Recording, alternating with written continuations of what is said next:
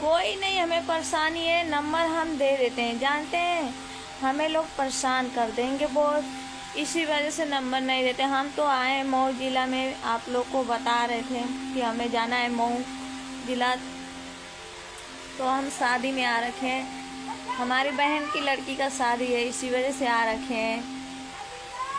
तो जाएंगे, अब उनके घर भी जाना है। तो आप लोग को तो बुलाए थे, नहीं आए। 2 लोग मिलने के लिए आए थे, तो मिल के बातें भी करके सभी लोग गए। आप लोग तो नहीं शेयर करते हैं, न सब्सक्राइब, न कमेंट। खाली मनीषा भाभी को हालो हाय बाय बोल देते हैं। आपकी भाभी दिल से मिस करती हैं, याद करती हैं, ठीक है। नीलेश, हाय नीलेश जी, तुम